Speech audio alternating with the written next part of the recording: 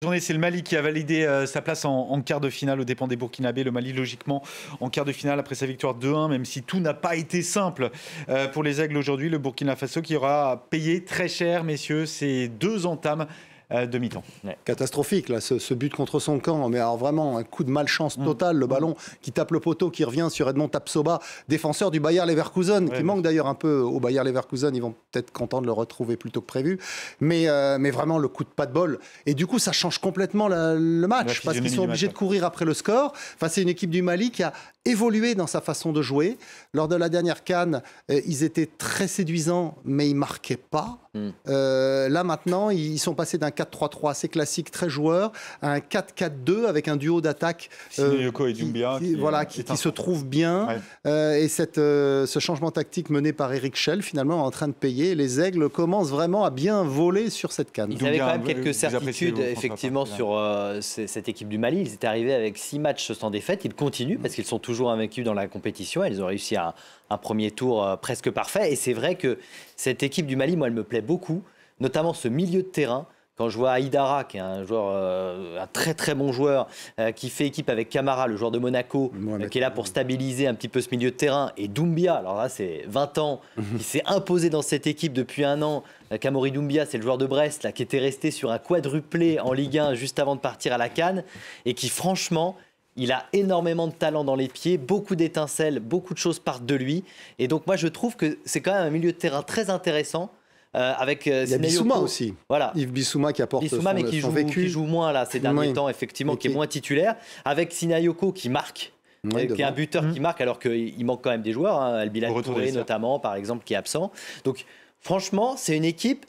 À mon avis, elle peut voir loin parce qu'elle a vraiment des bases. Là, elle s'est fait peur, effectivement, en fin de match face à cette équipe du Burkina Faso. C'est ce que j'allais vous dire. C'est quand même une équipe qui est capable d'avoir de vraies absences dans une rencontre, des fautes de concentration. C'est vrai, mais après... C'est assez logique aussi quand on mène 2-0, quand on a la main sur le match comme il l'avait face au Burkina Faso. À un moment donné, effectivement, il y a ce but sur un penalty et c'est un coup du sort. C'est une main décollée. Effectivement, il y avait penalty. Effectivement, après, il y a le stress qui monte, bien évidemment. Il y a des jeunes encore dans cette équipe. Doumbia, il a 20 ans uniquement. Mais... il y a du talent un petit peu dans toutes les lignes et je trouve qu'elle est sur la continuité vraiment d'un travail. Et d'ailleurs, Eric Schell le répète tout le temps. Le travail et l'humilité. Et moi, j'aime beaucoup ce discours. Je trouve que ça se ressent dans cette équipe, du travail et de l'humilité. Ils ont tellement raté d'occasions ces dernières années, notamment la qualification pour la dernière Coupe du Monde, où ils perdent chez eux le match aller sur un but contre son camp, et ils se font un peu voler au retour en Tunisie avec un pénalty oublié par l'arbitre, alors qu'ils auraient pu revenir à égalité sur les 2 matchs. C'est l'histoire qui se croise ces dernières années. Donc du coup, voilà, ils ont tellement manqué d'occasions que forcément, il y a des moments où ça doit leur trotter dans la tête, les plus anciens qui doivent épauler les plus jeunes. Donc c'est bien que le Mali arrive à s'en sortir. Il faut rappeler que la génération moins de 20 est allée en finale, ou en demi-finale contre la France. Du dernier championnat du monde, de la dernière Coupe du Monde.